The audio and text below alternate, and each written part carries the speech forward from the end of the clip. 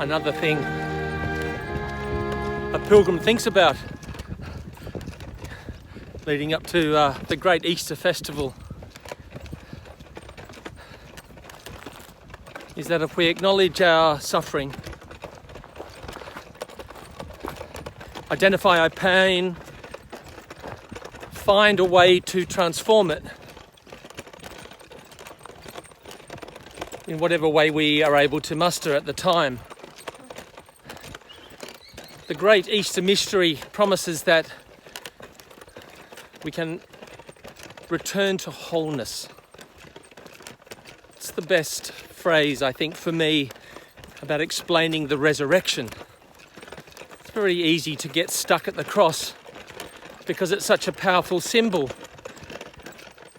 But an empty grave is much harder to capture in many ways. But a return to wholeness doesn't mean that we become perfect. It means that we get to acknowledge our imperfections and actually just rejoice in them. And if we can't rejoice in them,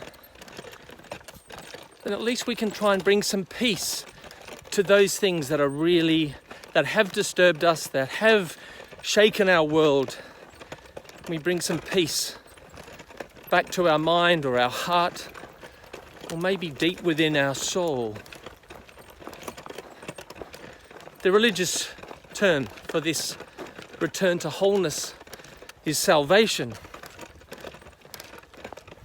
which is exactly what Jesus did by dying, being buried for 3 days and rising again. Because the resurrection doesn't mean resuscitation. The resurrection doesn't simply mean renewal. At its deepest and most profound level, the resurrection is about returning us to wholeness.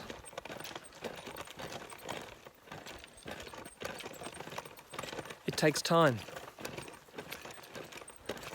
It takes courage. And if I'm really honest, the resurrection is a complete step of faith. We can rationalize the cross in many ways. It's hard to rationalize the resurrection. So this Easter, wherever you are, whatever you're doing, wherever you're born, whatever burdens you're carrying, I hope that on the third day, or sooner, or later, depending on where you're at with your journey with God, I hope that you can realize a return to wholeness, to your true self, a place that you can trust, a place that others get to see, a human being of value and of integrity and of strength.